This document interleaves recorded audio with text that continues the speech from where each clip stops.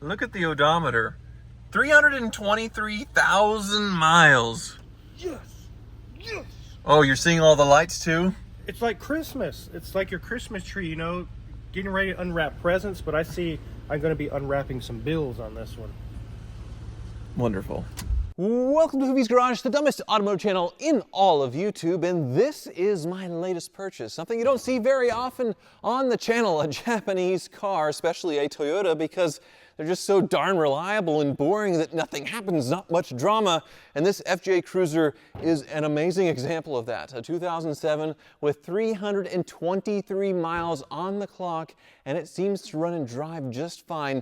No major issues. Now, the reason why I bought it, other than that it's a really cool retro throwback, rugged off-roader, is I wanted to see if this invincibility, this reputation, is deserved with Toyota products of this era, and also talk about how Toyota has sort of coasted on this reputation, I feel like, for the last 10 years, as they sort of had this downward slide into, well, building some really crappy vehicles. Some huge engineering mistakes lately. But before we get into things, I would like to thank Carly for sponsoring today's video. And a few months ago, they sent me this handy dandy little scan tool that plugs directly into your car's OBD port. This little thing right here, and communicates via Bluetooth with an app on your phone to give you near dealership quality levels of diagnostics and the ability to dive deep into the coding of certain vehicles. With this 300,000 mile FJ Cruiser, it can tell me why the check engine light is on. So let's find out right now. All right, Carly is plugged in, synced to my phone. The FJ Cruiser is added. We are going to do a full health check here.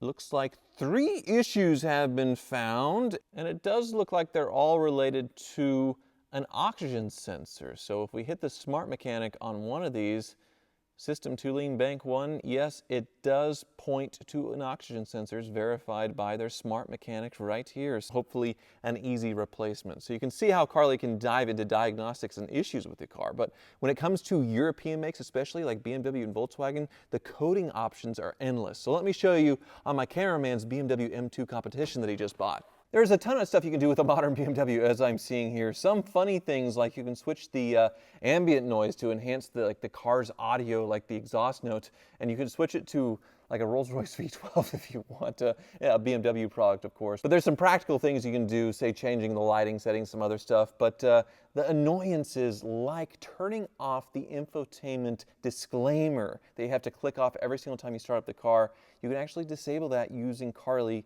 and through the coding here. So we are going to do that. And we're also going to make sure that the start-stop is disabled to where when you hit the button once, it stays off and doesn't come back on. So we will code it and turn it off, and Jake can be on his way without any of those annoyances. There is so much more that the Carly app can do. I just barely scratched the surface here. You can see live data with your engine running, do a lot of advanced diagnostics that will save you tons of money in labor and scan tools. So treat yourself to a Carly. It is linked below, a must-have if you have a Hoopty or 2 or 20 or 30 like me. So check out Carly. Like I said, it is linked below, and you can use the code HOOVIES15 for 15% off. Now, let's start the tour of the FJ. So what do I mean when I say Toyota is slipping? I know it's low-hanging fruit to make fun of the Toyota Supra. Everybody has done it. Rather than bringing back the legend, they just partnered up with BMW and brought back a Z4 with a Toyota badge and their own, well, spin on it. It's a cool car, but it is not a Supra. A Lexus LC is much more of a Supra, in my opinion, even though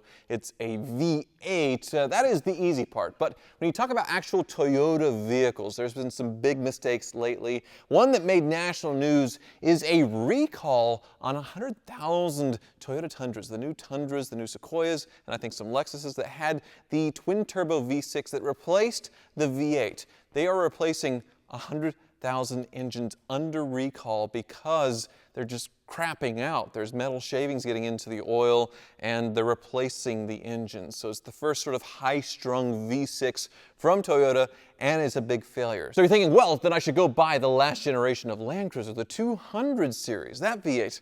Well, no, you shouldn't, because there are widespread failures of those engines as well because of the aluminum block, the aluminum heads, and then they made really tiny coolant passages. There's a very detailed video on this where the head gasket material is so thin in between the coolant passages and the combustion chamber that it fails, especially if the coolant gets corrosive, sort of breaks down over time, you don't do regular coolant flushes. and then that overheats the engine, and since it's an aluminum block, it gets warped, they can't fix the block, and you have to replace the whole engine, $8,000-$10,000 to replace the engine, and they are dropping like flies. So that is Toyota as of recent, getting a lot more electronically complicated, a lot more European in their engineering mistakes, where when you go back to 2007, or at least when I bought this thing at auction, I thought, yeah, $323,000, it's just getting broken in. And this one, well, it does have some wear and tear, but you can see for 323,000 miles, it is in really nice shape and such a cool machine. The FJ Cruiser came out a year or two before this as sort of a retro throwback to the original invincible Toyota Land Cruiser, the FJ, and it does a great job as a styling tribute. Of all the retro throwbacks of the 2000s, there's many of them, and a lot of them are really bad, but this one I think is one of the good ones because it captures the look, it looks cute, but it has all the rugged dependability of the original and the utility with a lot of improvements. So this one, yeah, 323,000 miles, and yeah, a lot of wear and tear, some fading, light hail, but overall it is in pretty decent shape. They quit selling the FJ Cruiser in the US about 10 years ago, but they do still build these and sell them in South America. They are still in production, and you can see why they just kept going, because it is so practical for a place with rough roads. The key's still in it, so it's binging and bonging at me. But yeah, a little bit of wear in the seat, but otherwise really nice in the interior. It is a full suicide door vehicle, so you have easy access to the rear as well, but you still sort of get the cool two-door rugged look. Go around to the back, you have a full-size spare that's mounted on the rear. You have a huge roof rack on top, and it is sort of old school two-tone. You can see the white roof there, big bulbous taillights, cladding on the lower part that won't get damaged. This side has the four doors, the suicide doors as well. Cool mirrors with a light integrated in there. This one is cracked a little bit, but just a really cool and cute little rig. I mean, how can you not like an FJ Cruiser?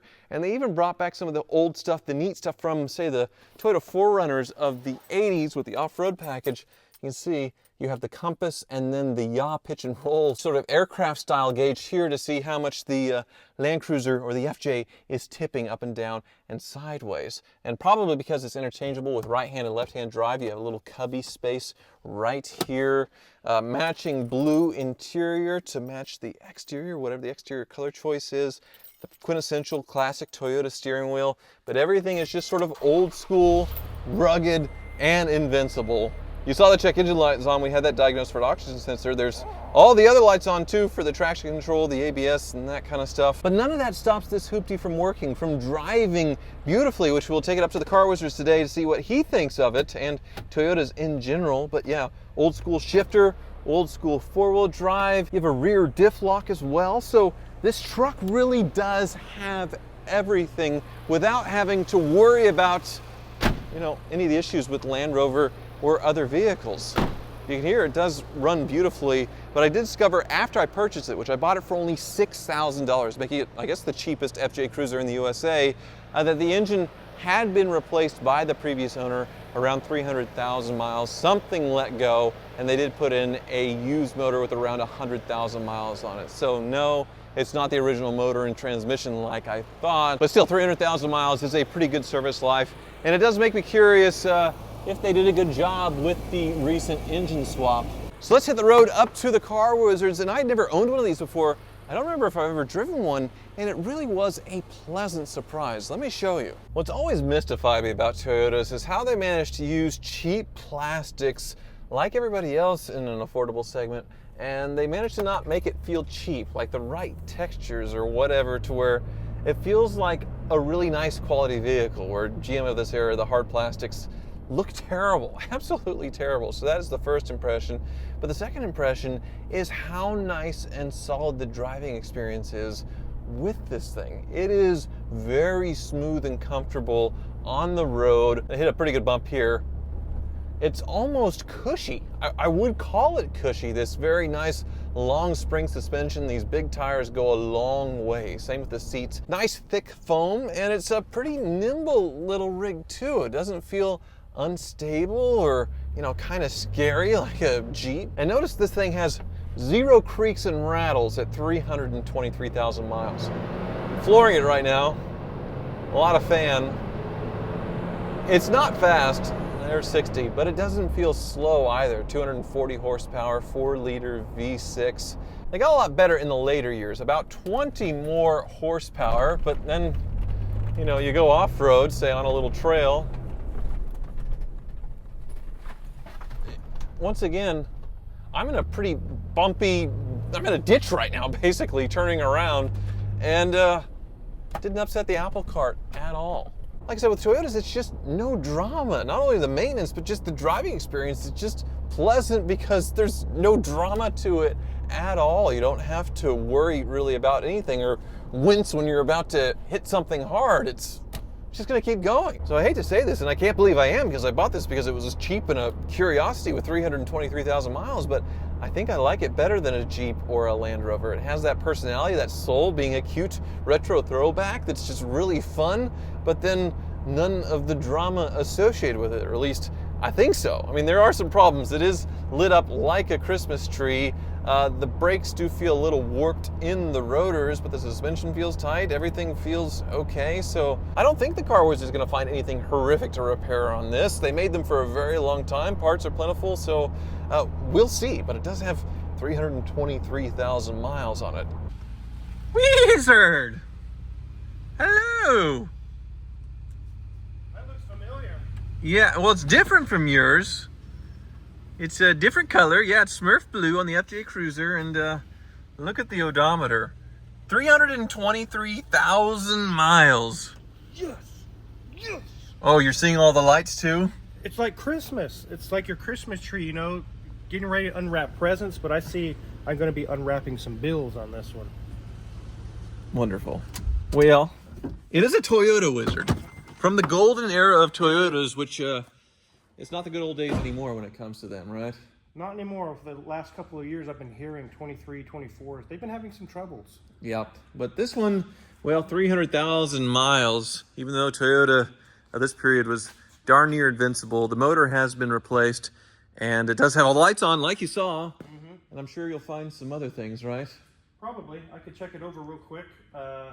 It looks decent. What year is it? So 2007. 07, huh? So yeah, the lower horsepower, 4-liter V6. Mm-hmm. You know, a little bit of hail, a little bit of wear, but drives down the road just fine. There's a lot of these that have 300,000 and 400,000 and 500,000 miles on them. They really are that good. Mm-hmm.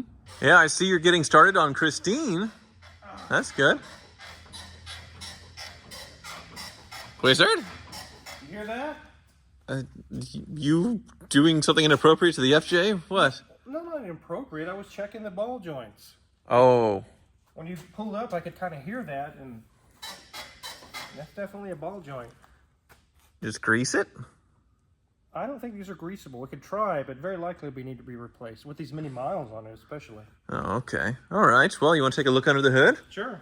Yeah. How many miles did your? Was it black, right? Your FJ that you I had? don't remember. It was like 270 or something. Oh, okay. It was pretty high. Yeah. Yeah, I got this one for $6,000, which I think is a pretty good deal, especially with the motor replacement. Supposedly the engine only has around 120,000 miles on it. It's had a recent oil change, so we don't need to do that.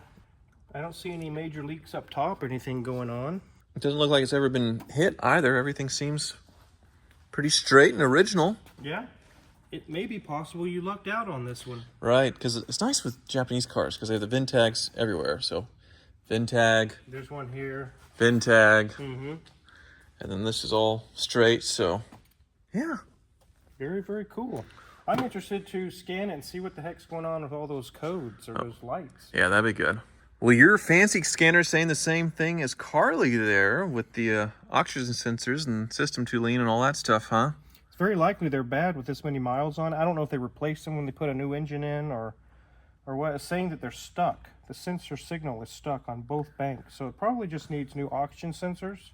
But why would that trigger every single light on the right side? Is there a different one for the ABS or? No, that's the way Toyota does things. It could be a misfire, it could be an airflow sensor, anything that affects emissions or drivability.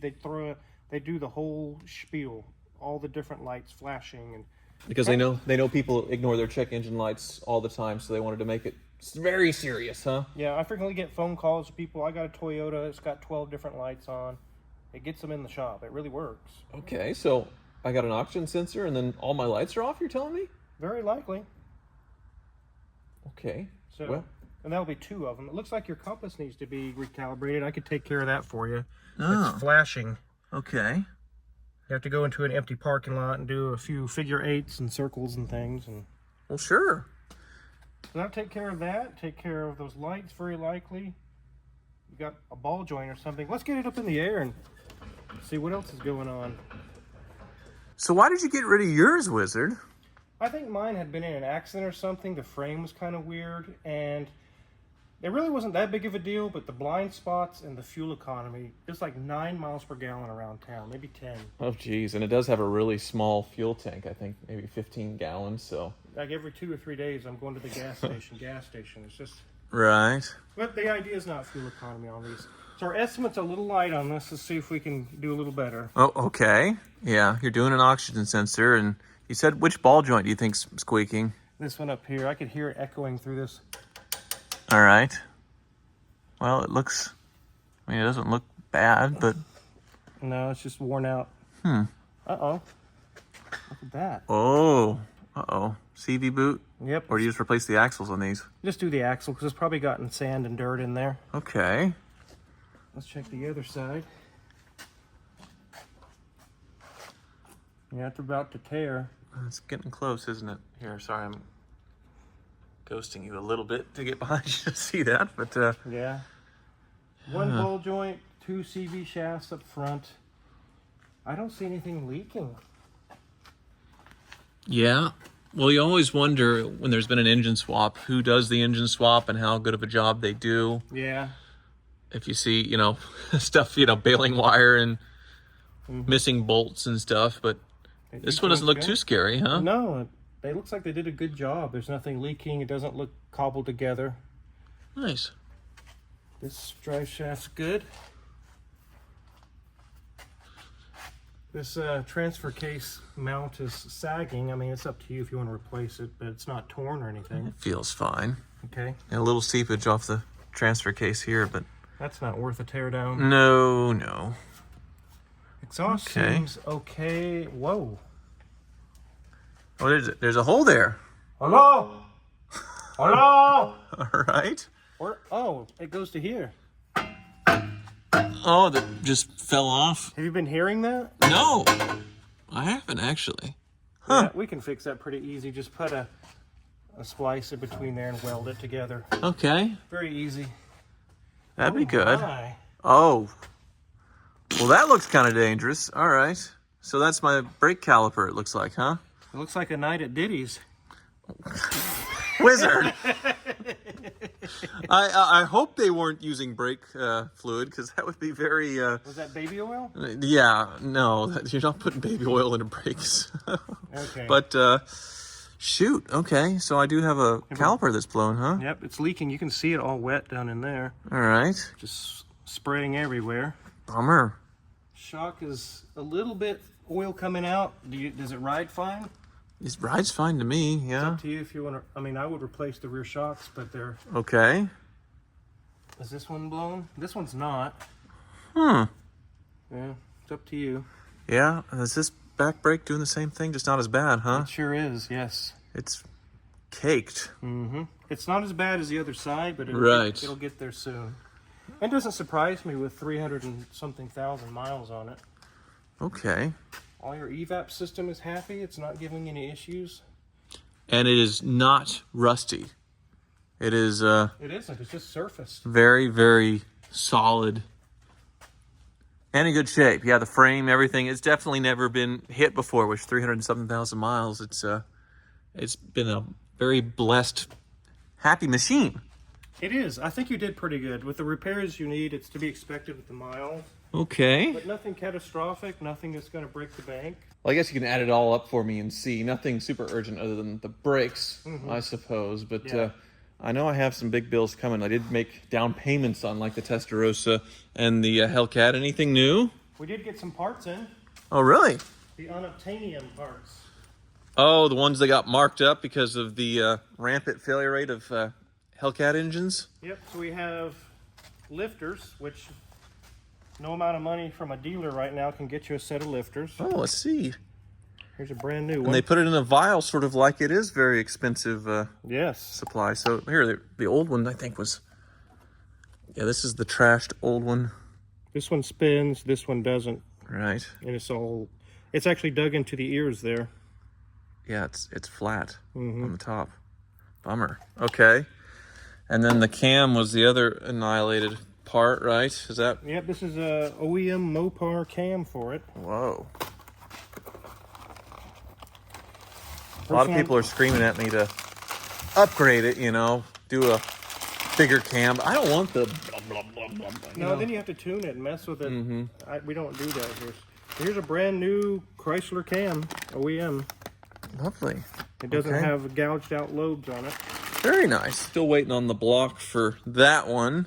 Still waiting on the interior to get back for the Testarossa, but I saw earlier Christine is over there. It started on her? Yes. And she hasn't bit you or anything? It's actually been very behaved. I'm very happy about that. I think it's because she realizes there's improvements we're making to Well, I was hoping she'd start fixing herself back here to where you didn't have to do anything, but that's not happening, huh? No. Which I'm glad, because that's good for my bank account. Right. The 59 Plymouth Fury, 1 year off from being Christine, like the car in the movie, Stephen King novel, and had some oil leaks, right? And an exhaust leak? Yep. We got the fuel pump, oil pump. We got the fuel pump leak fixed. There's oil coming out of the fuel pump area. Okay. And the oil change is done. And Junior Mint has the exhaust loose. You can see the gaskets are just crumbling. Yeah.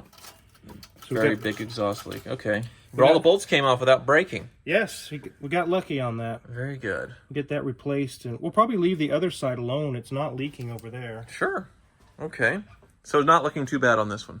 Not looking too bad at all. The final thing I'll do is make sure the shifter linkage is good to go, and it's ready to rock. All right. Well, guess I'll meet you in the office. You got your big payday last time. So I don't think FJ Cruiser parts are expensive. I don't think they're not super expensive, but they're not cheap either. Let's go see how it turns out. Well, looking at some pumps Louboutin pumps. from Jelly Strauss. I've never heard of that. $1,800? Yes. Are those for you? No, I don't wear those. It's for Mrs. Wizard. You're gonna buy Wizard $1,800 shoes, not with the FJ Cruiser, surely. Actually, I can. Well, if you're wondering why I don't do nice mic'd up audio when I'm in the office with the Wizard, usually just one recorder in my pocket, same with Hoovie's Garage videos, is because of this. I have no audio for this office segment because wireless audio is unreliable, and if you don't have somebody listening while you're doing it, you don't know if it's being recorded. So in this case, no audio at all. But you guys know what's happening. He's hitting me with prices and I'm going, oh no. But in this case of the Toyota, not that bad. The most expensive, the oxygen sensors, $180 a piece. Total with labor was around $600. About the same to do the front CVs. A little bit less than that to do the rear brakes. And even cheaper to do the ball joint. The cheapest one, $50 to weld up and fix the exhaust. The grand total was around $2,000, which is a lot, but not bad considering how cheaply I bought the FJ Cruiser and how expensive these can be. They are major collectibles now. Prices for like 50 to 75,000 mile examples can be over $30,000. Just crazy to think about. So spending a couple thousand to make this thing mechanically perfect doesn't seem like too bad of an idea, so I gave Wizard the go-ahead. Thank you so much for watching.